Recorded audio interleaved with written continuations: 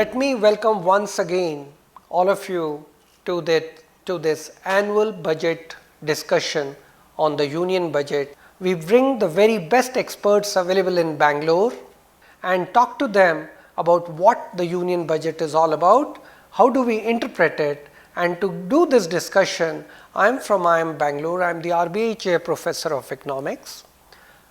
With me today, I am joined with Mr. Ramu Sharma.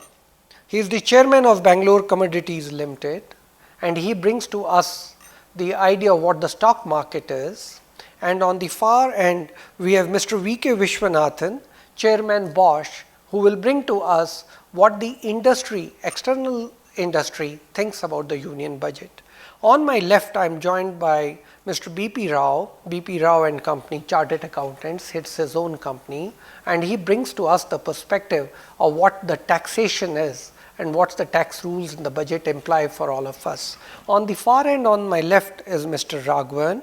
He is the Non-Executive Director, L&T Finance Limited and Serene Automatic Private Limited.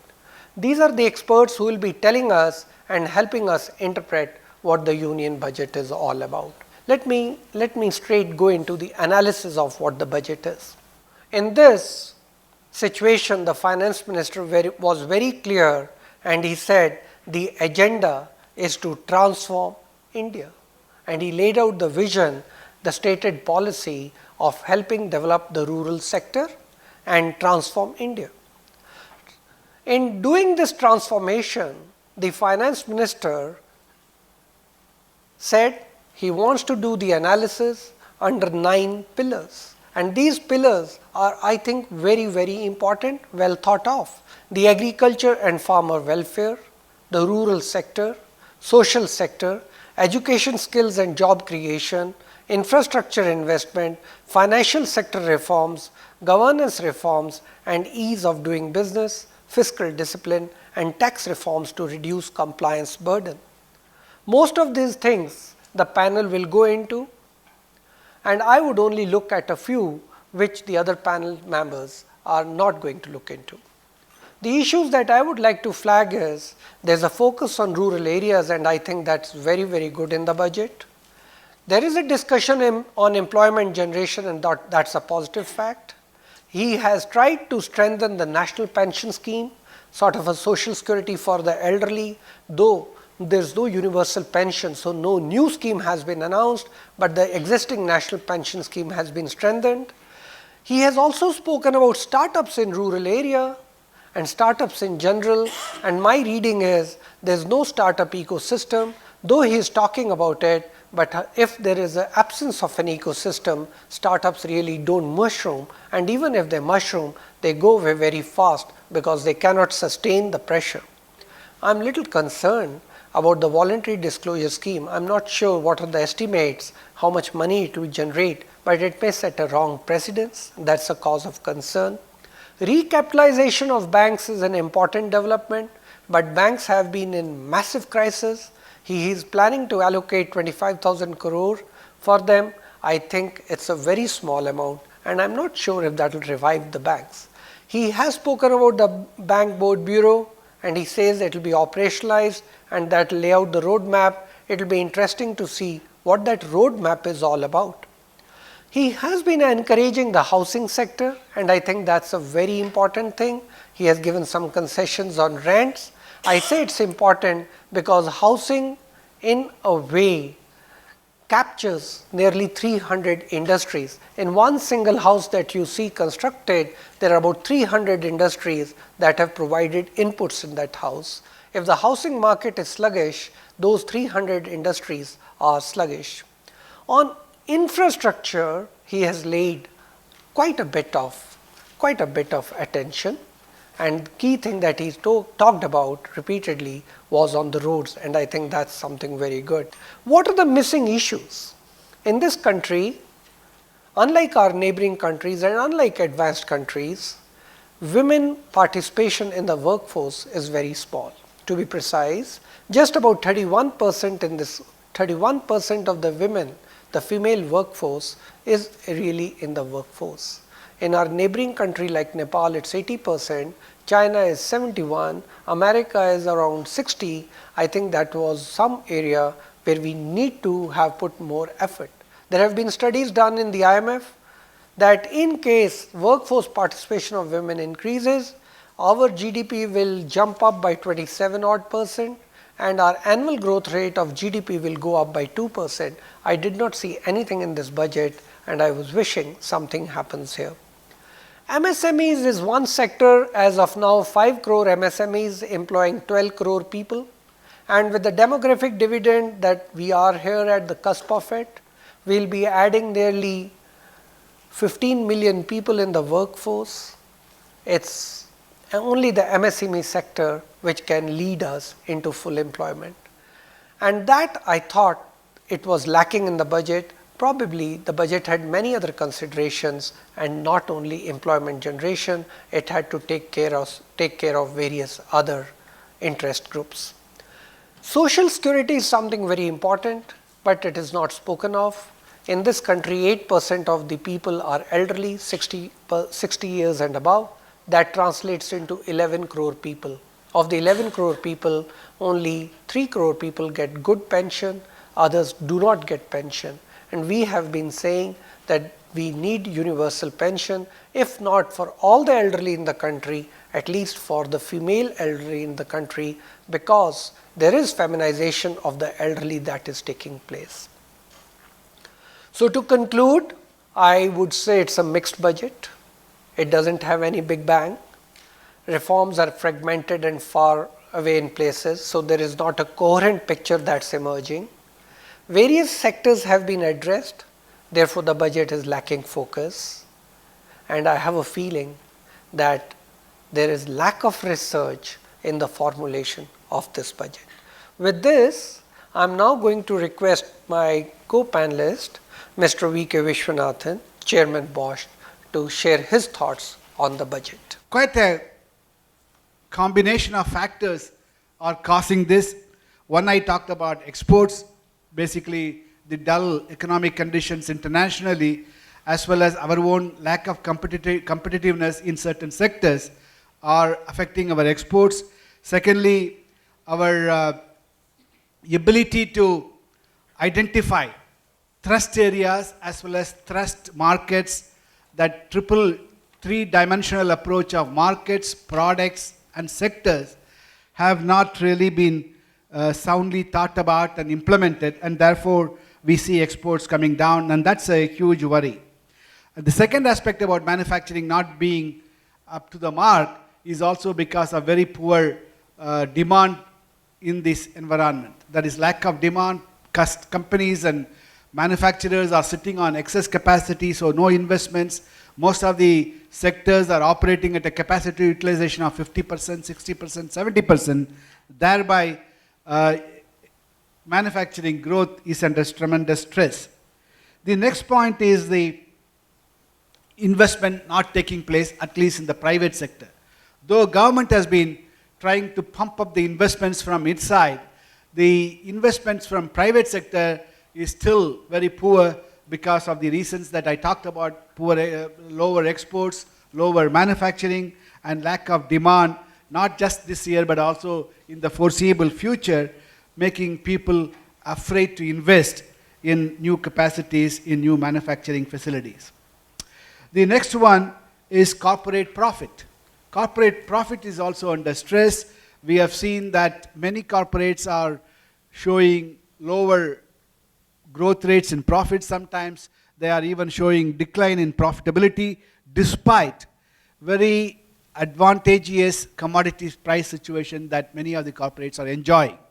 So despite that, because of poor demand, because of excess capacity that is available unutilized, all this lead to poor corporate profitability, and that has a definite and direct impact on the banking system, which I will come to slightly in the next couple of minutes.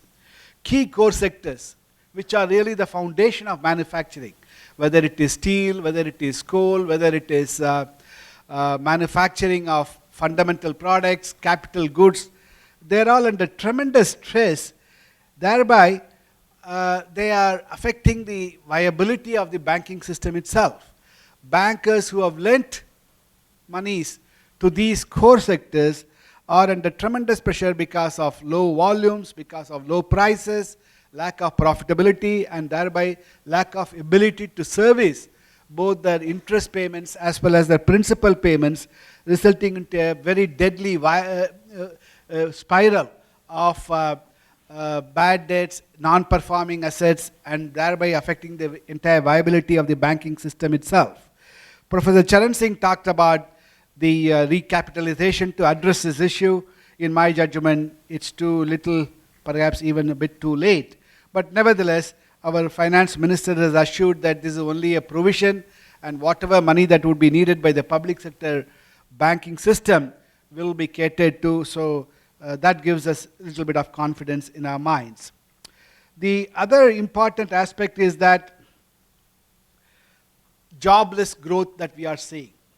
The growth of 7.6% is coming because of good growth in services, because of some small growth in other places, but this growth is not really accompanied by even 3 or 4% of job growth that we wanted to see.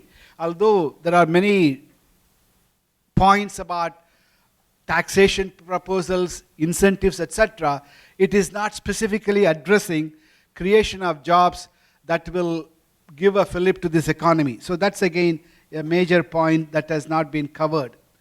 Then the last one is this Keynesian theory of economy. When the entire investment is in a virtual sluggish pace, Keynesian theory suggests that government should give a major thrust to the investment in public spending, and that is what our finance minister has attempted to do. Today, he has allocated more than 220,000 crores or 2.2 lakh crores in infrastructure spending between railways and the other infrastructure. And while this shows an improvement of more than 20% compared to last year, this is of course a beginning. This is a good start, but whether this will really create the other complementary growth trajectory aspects like private spending, private investment, other public-private partnership investment, one has to see. So to that extent, I would welcome this finance minister's bold move of increasing public spending, similarly increasing public spending in rural infrastructure, rural roads and rural electrification, etc. So clearly that's a very positive one. I would like to come to very specifically about manufacturing. We talked about manufacturing, and we had a promise from the finance minister last year that the corporate tax will come down from 30% to 25% over the next 5 years progressively. This time, he did announce from 30% to 29%, but that is specifically only for those manufacturing or those companies, not just manufacturing, only those companies which have a turnover of not more than 5 crores of rupees. To me, that addresses a very, very small proportion of companies which has a turnover of less than 5 crores. So to that extent, big corporates or even medium corporates which have turnover of more than 5 crores will continue to pay at 30%. Manufacturing did not get any specific incentives, either in the form of investment allowance or depreciation or lower taxes. So to that extent, it's a bit disappointment. So finally, I would like to conclude my analysis of the budget in these 3 sentences. It's good for the starters. If you're having a good lunch or a dinner, good starters, sufficient for main course, little bit short on desserts. Thank you very much. Let me start with complimenting the finance minister for having stuck to the fiscal deficit target. 3.9% for this year, 3.5% for next year, and hopefully 3%. It's good to see him sticking to that target. However, he has also added a caveat that he is going to club all kinds of deficit into all kinds of expenditure into one category. there is going to be no more classification as plan and non-plan. So I am worried that the future deficit will all be on the revenue side, which will mean no money available for long-term capital spending, which is a worrying thought though. That's something which we need to address in the future. However, yes, address the rural sector quite well. For the first time, we see a lot of focus on allocations for the rural sector. Despite criticism by the Congress and the opposition that the UPA sponsored or UPA initiated scheme of MNREGA has been given a go-by by the NDA government, he has allocated the maximum amount in the last 5 years for the MNREGA of 38,500 crores. I'm also very happy to see irrigation giving a major focus, because it's very essential to take water to our parched fields in whatever manner we can manage that and improve the yields. Our yields are one of the lowest in the whole world, though we have the most arable land in the world in any country. We should have been producing agriculture for exports. Our agriculture can, if given proper inputs, both by way of balanced fertilizers and nutrients and water, we can probably export quite a lot from agriculture, which is what is not happening. So it's good to see a lot of investment, or a lot of at least pronouncements being made for taking irrigation. He has also talked about allocating 19,000 crores for PMGSY. So combined with the 55,000 crores for national highways, coupled with another 15,000 to be generated by NHAI, with additional investment by state governments for state roads, a substantial amount of expenditure is planned in the next financial year for roads. This will open up a lot of avenue for investment in the road sector, and that will also generate employment. So to that extent, I think he has done a good thing. However, I am not very sure about the railways investment. So out of the 2.21 lakhs crore investment of roads and railways, which Mr. Viswanathan highlighted about, 1.25 lakh crores is for railways. I am not very sure whether he is really going to get the funding for that. There have been no major steps for the industry. As Mr. Viswanathan pointed out, there was a proposal that the income tax rate will be reduced, corporate tax will be reduced from 30 to 25% over a period of 5 years. 2 years have gone by. We don't see any movement in that. The only statement that he has made is for new startups. He will agree to reduce it to 25% starting from the very beginning, provided they agree not to take any exemptions or any incentives. I don't know how many industries will come forward taking that, and they will be few and far between. So recapitalization of banks is a major requirement, and I don't see any movement in that. The economic survey suggests that RBI should fund this. Obviously, there is some kind of a dialogue going on between the Ministry of Finance and RBI, and that's probably the reason why they have restricted it to 25,000 crores. There are quite a lot of negatives in this budget, which the market has not really appreciated. The hybrid dividend taxation is a major source of irritant.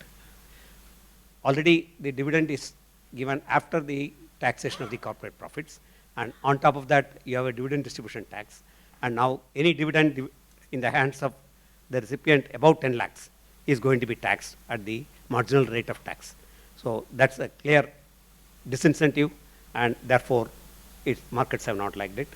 Though the economic survey talked about exit as a very important element, there is no clear mention about exit policy, and this is something which the industry had been looking forward to, and this cannot be done without labor law reforms. Too many cesses and surcharges, all of which go to the central pool. I have been a votary of federalism, and I have always wanted every element of taxation by the central government to be part of the divisible pool. And I can find that increasingly resort to cesses and surcharges which are outside the divisible pool. So notwithstanding the fact that the divisible pool is increased from 32% to 42%, the net return to the state governments is less by 4%. Otherwise, overall, I would say the finance minister had tried to do the best possible in the current external circumstances. So I would give him something like 5 out of 10 for this budget. So we have Mr. Rao, who is going to give us the story on the taxation which we all have been waiting. I think the Finance Minister has done an excellent job. According to me, it's a very good budget. I admire the Finance Minister for presenting such a good budget. See, now the thing is, some of my colleague has said that you brought the dividend tax. Those who are getting more than 10 lakhs rupees as a dividend, he has to pay 10% tax. Earlier it was there. Then instead of that, the company used to give.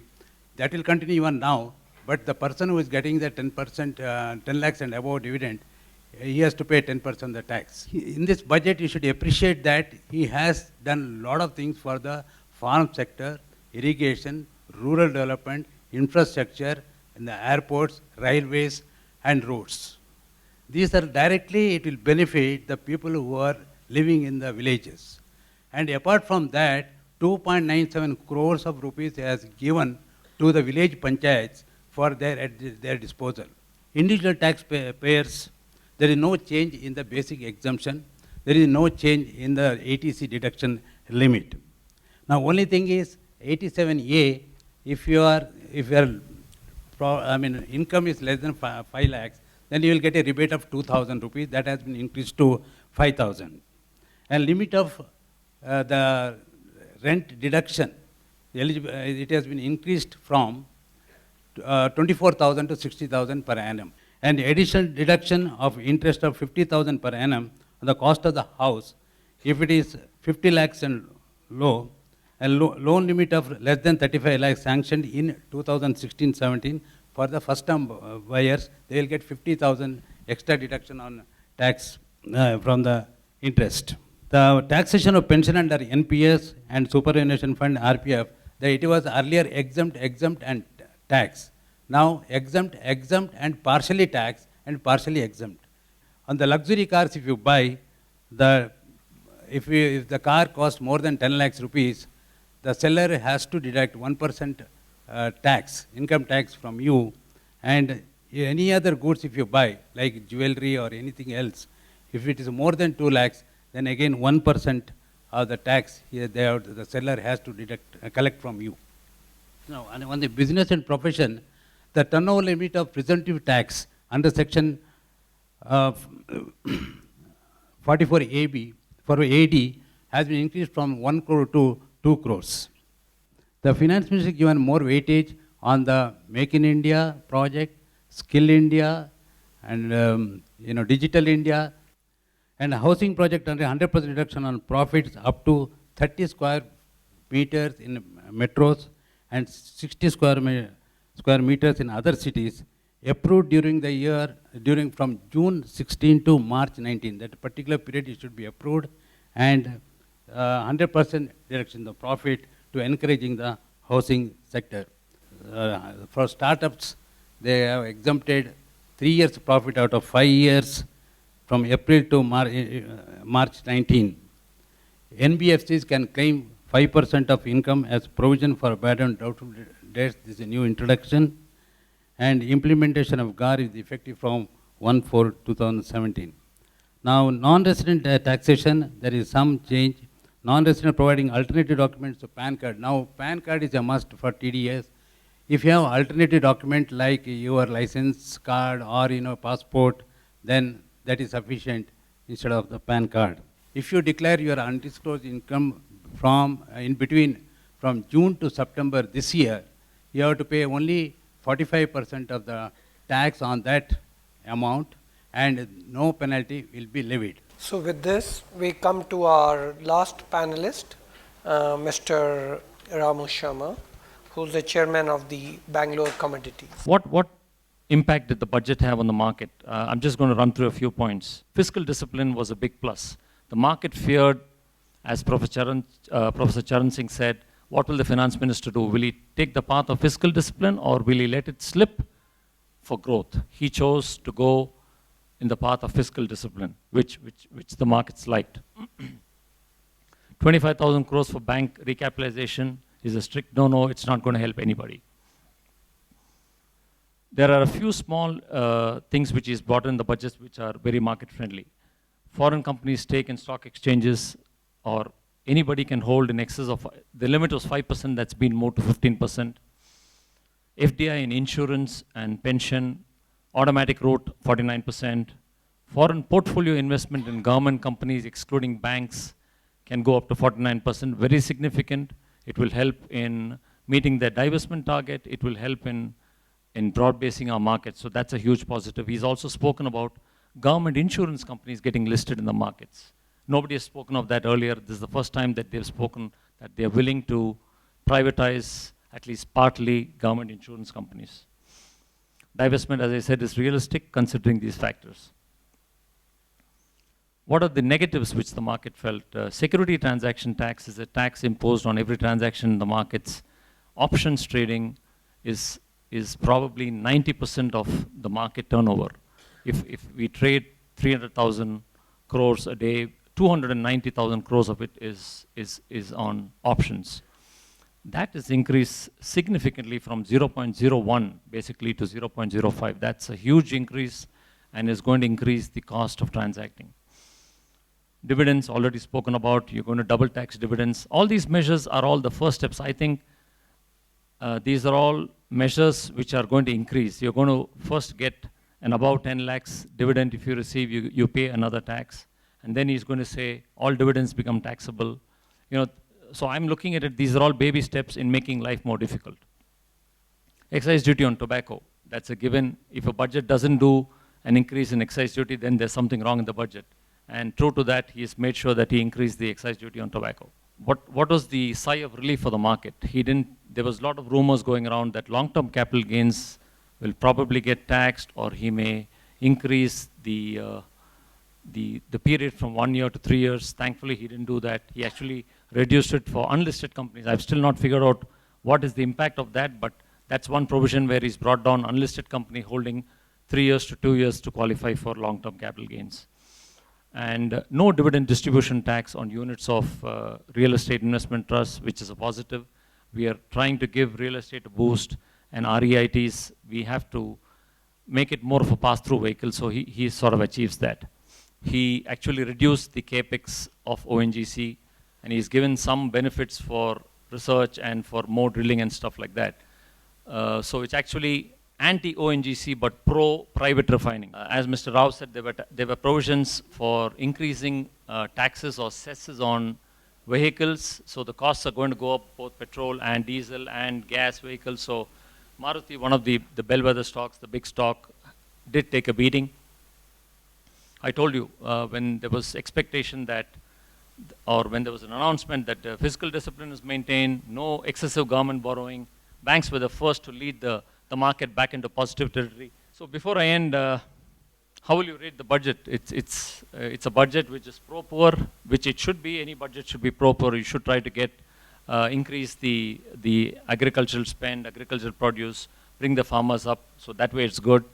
It's populist. You know you have elections coming. State elections, and the government is keen to do well in these elections. So you will have to take care of being populist. So social welfare schemes have got good money. Investor friendly, investment friendly. Yes, he speaks of a lot of investments in railways, and speaks of a lot of investment in roads. So to that extent, infrastructure spending will get a boost that will help the economy. So it's not one of the three or two of the three, it's probably all of the above. Rick Scott says reviewing a government budget is much like going through the attic in an old home. I think you will have to make a meaning out of that. And as always, this is a budget which probably says if you earn more, you pay more taxes. So the government takes enough to balance its budgets, or tries to balance its budget, and whatever is left, you got to have the job of budgeting the balance which is left in your hand. Thank you very much. So I must thank the panelists. And good night.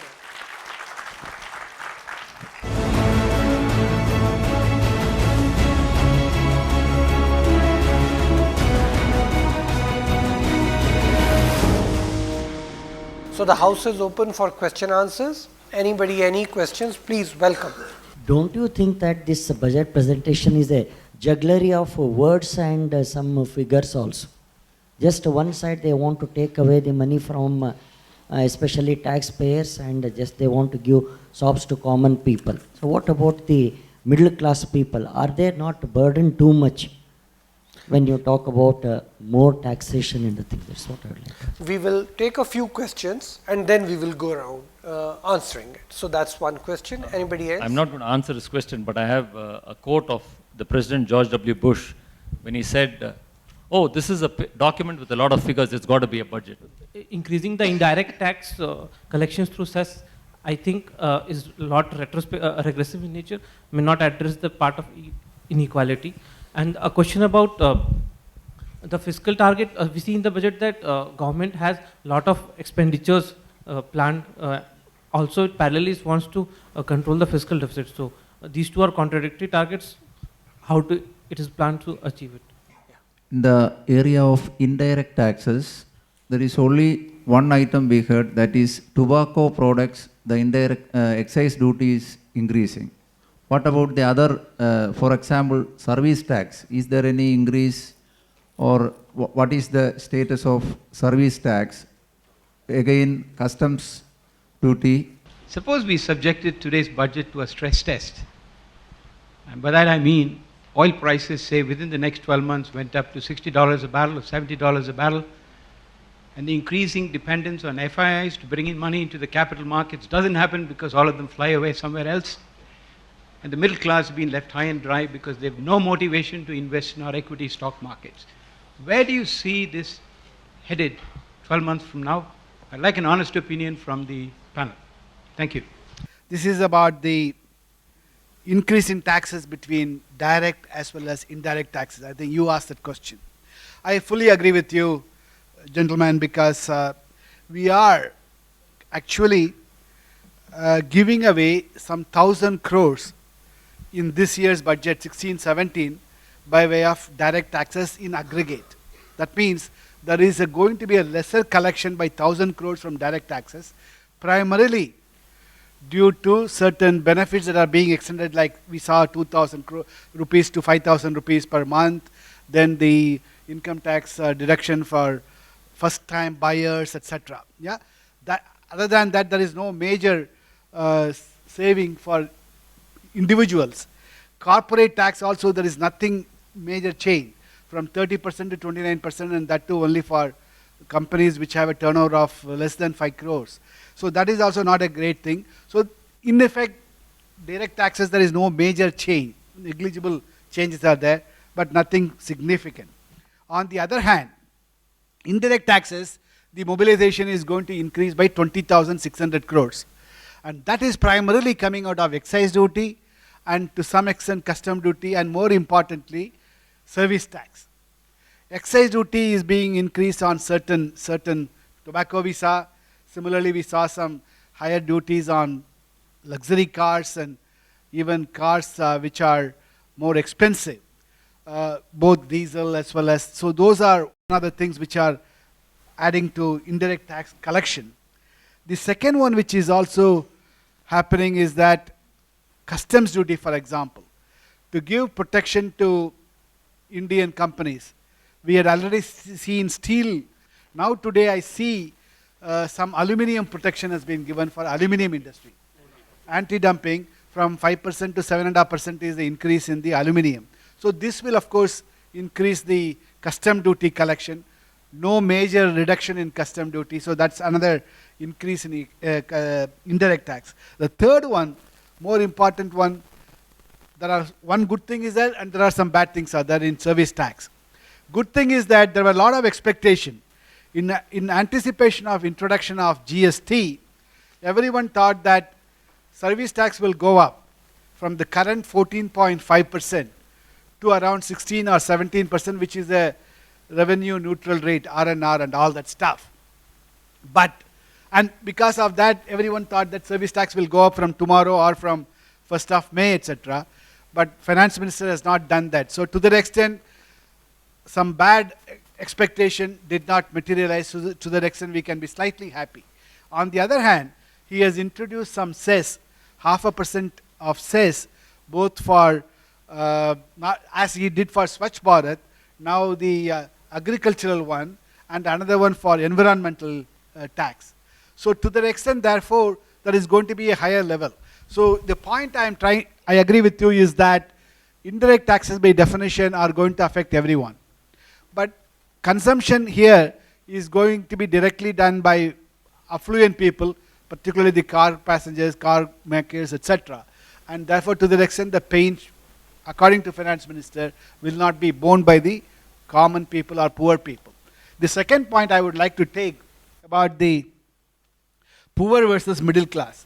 See, advanced economies like Germany or European countries or even America or Canada, they talk about middle class because they account for a bulk of their population. In India, middle class is still small. Although many of the business magazines and to attract foreign investment, we say that we have a middle class population of 300 or 350 million, which is roughly about 25% of our total population. Our middle class population is hardly 100 million. And there is a very large section of poor people, and if our average per capita income, annual income, is $1,000, yeah, roughly, give or take $100 here, that is about 65,000-70,000 rupees. So the finance minister and the populist thinking is that you don't address middle class as much as first you need to address first the poor people, the downtrodden, the below the line poverty line, below poverty line kind of BPL population. So to that extent, our schemes are more oriented towards very poor and downtrodden as against middle class. That's my reading. Thank you. The back of the envelope calculation would show it will go up to at least 6%. 6%. If the dollar, the per barrel price were to be $60, I think the budget of 3.5 is premised on the average price for the year 2016-17 being between 35 and 40. So the minute it crosses 40, we are going to be stressed. And it will go to not less than 6% if it goes to $60. And they are hoping that it will not go beyond $40 from the current level. Let me just address a few more issues which he raised. One, you said about oil prices. I think there is a distinct possibility that we will have a higher base in 2016. And strangely enough, higher oil prices have always meant higher development, have always actually translated into better stock markets. And this budget has very conveniently moved the taxation on crude from fixed to ad valorem. So I'm sure they have taken cognizance of the fact that they may be hit with higher prices, and they have made sure that their duty collections will be taken care of with increase in prices. No foreign investment in markets. I think the second half of 2015 and early 2016, we have already seen an impact of these sovereign funds, which are primarily based out of the Gulf, have been hit very badly in terms of low oil prices, and they had to encash their incomes. So the gains have already been encashed. A substantial, good portion of the gains have been encashed. India will probably still continue. We may not go at 7.5. We may still grow at 6, and I'm sure 6 will still be the highest worldwide. So money will come where growth is. So I'm sure that things will turn around. FDI or FPI will still continue to come despite high oil prices. Middle class, yes, will continue to suffer. But coming out of that point, where there's a reduction in FPI and an increase in oil prices, will hurt the rupee. And I think it will hurt the rupee substantially. So that's something which I fear in 2016. And probably 2016 will be a year where we could probably see a sharp drawdown in the market, even from where we are now. And the rupee we are very close to the all-time lows, which is around 68, 69. And with these factors coming in, oil starting to inch up. It was sub 30 for a very short time, but now we are slowly trying to move up. We are in 33, 35 range. Slowly, once things start turning around, commodity prices, commodity index has hit the rock bottom in 2015. Commodity can never be free, so there's always a value to it, and that will show up. Commodity markets worldwide will start moving up. Oil will start moving up, and all those are not positives for India. They're all negatives for India. And it's going to be interesting to see how the rupee behaves. My reading is we may start breaking the lows. We may start hitting 70s. We probably could be in the 70 range. So it is going to definitely stress the economy this year. So these figures are nice to see. He's going to make it he's going to retain a 3.5 deficit. It's going to be difficult if these things happen. Only question left was on service tax. There is an increase in the service tax rate that they introduced the Krishi Kalyan cess of 0.5%. At the moment, we are paying the service tax of 14.5%, including 5.5 of Swachh Bharat cess. Including this Kisan Kalyan cess, it will be now 15%. That is from 1st of June 2016 onwards. And good news for the students of IIM, 2 years PG programs in IIM, so far service tax is applicable. It was applicable. From tomorrow onwards, there is no service tax on the 2 years PG program.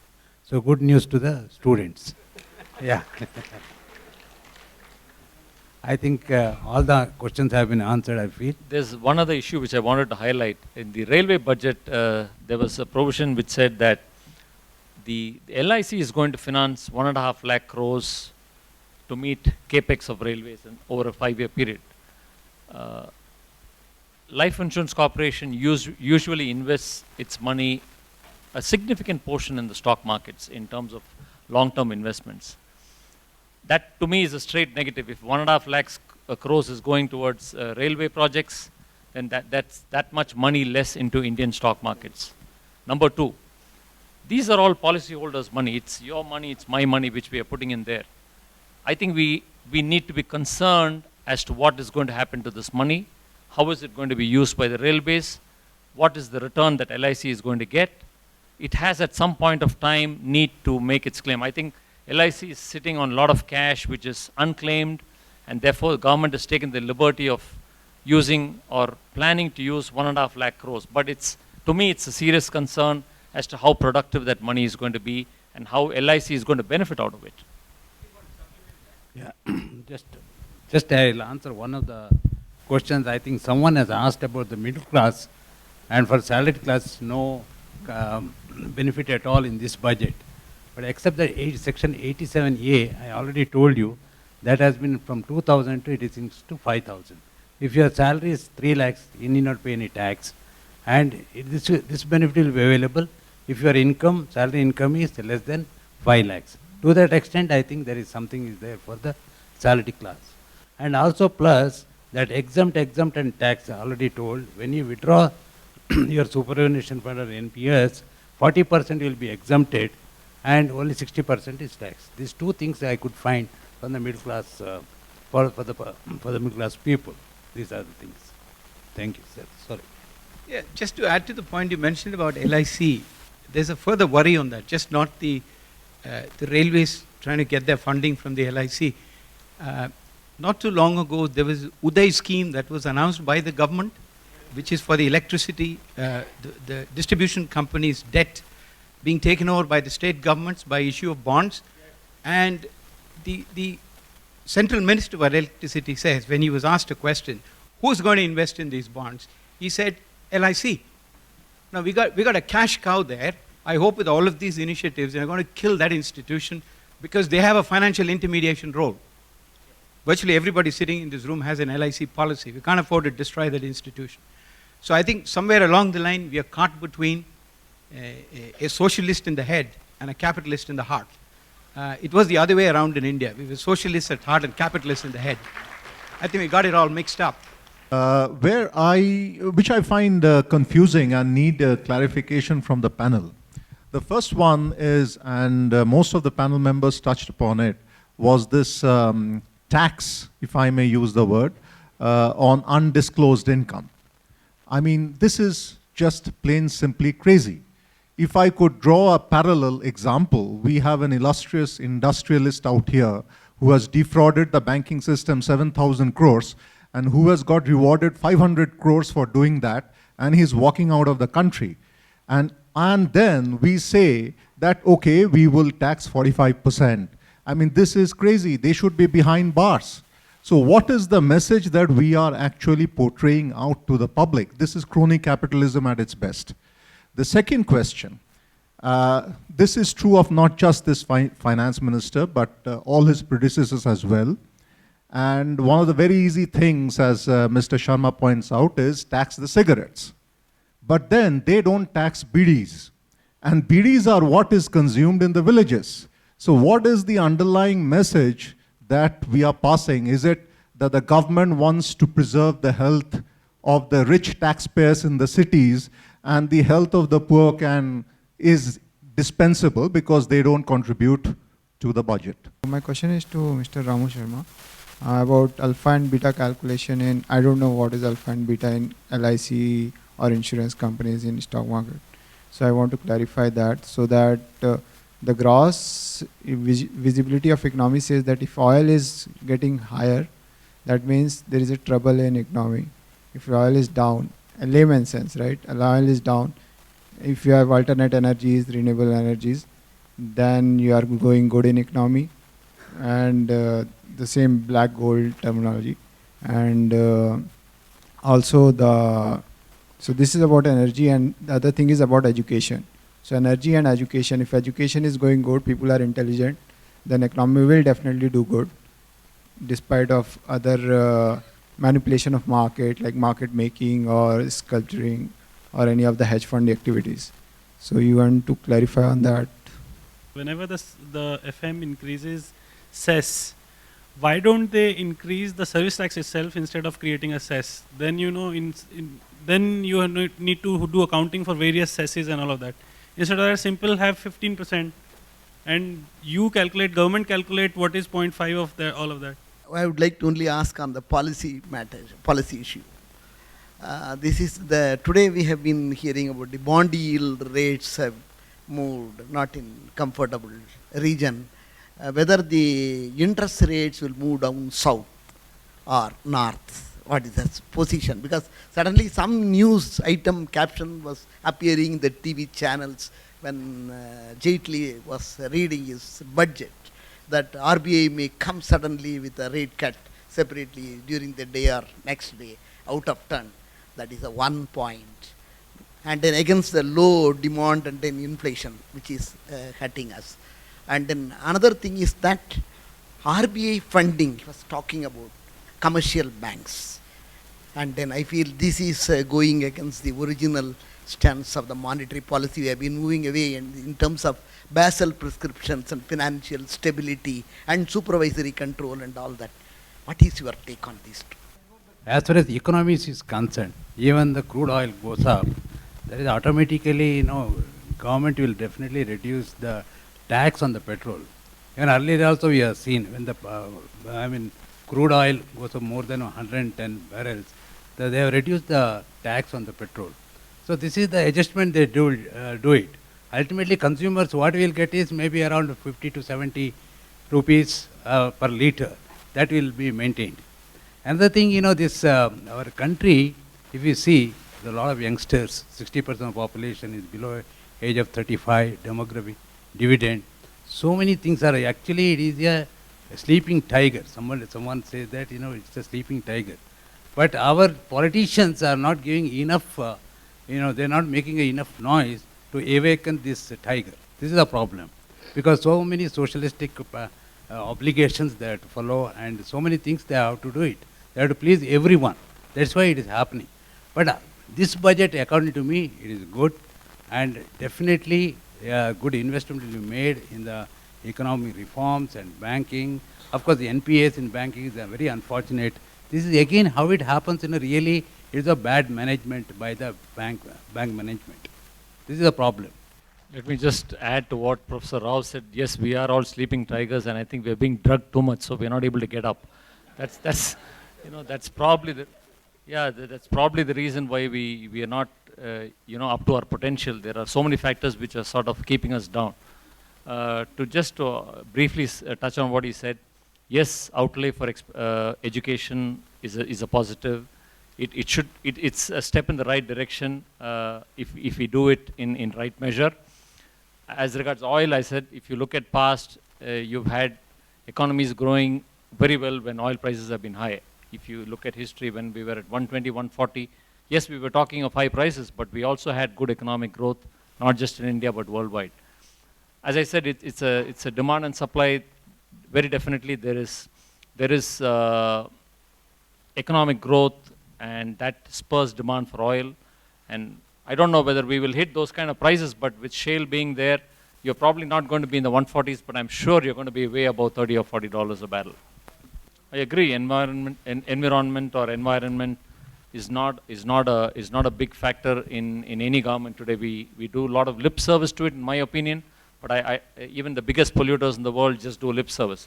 What steps are they taking to reduce, carbon emission, etc., etc.? Nothing. Everybody just talks. Couple of points that he made, totally very valid. He talked about crony capitalism. And about 8 or 9 months ago, I had a chance to speak to IIM students about banking state of affairs. And I talked about non-performing assets and high provisions that were expected at that time. And I thought that total bad debts in the banking system at that time was about 9 or 10% of the total assets. I am told at this point in time, officially is about 7-8%, but unofficially it can go up to 12, 13, 14%. So what we are seeing is still only a limited amount, and more shocks are yet to come as far as. And the second thing on this, you talked about crony capitalism. I think this name and shame policy is very important. People who have taken loan and deliberately defaulted, we call them willful defaulters, have to be really named and shamed. I think there are, of course, natural or what beyond your control. Steel prices come down very sharply, or government of India don't allocate auction systems, and then the license of mining, etc., get cancelled. There are what we call as beyond the reasonable control of a banker as well as an entrepreneur.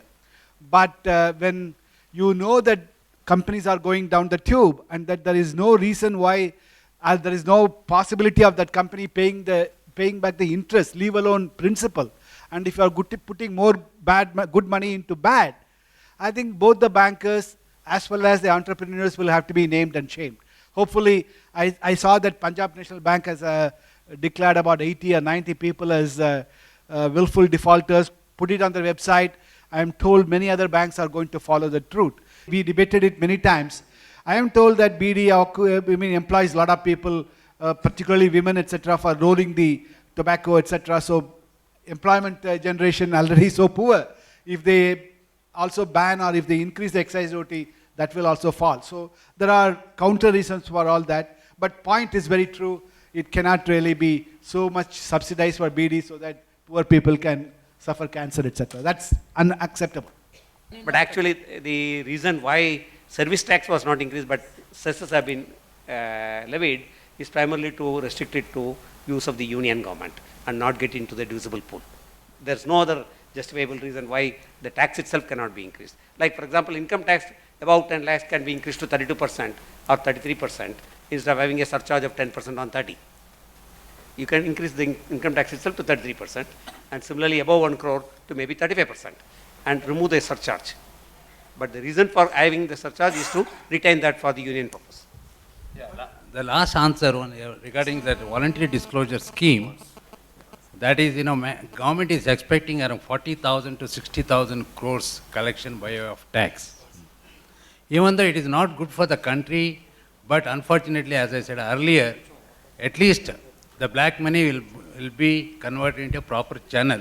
So it will come for the economic activity of the country. So it has done about 7-8 years back, now again reintroduced, but this is only for 3 months. I think rate of tax is very high, 45%. We have to see how many people will declare, even though if they have undisclosed income. I think sometimes you have to do like the government has to do that.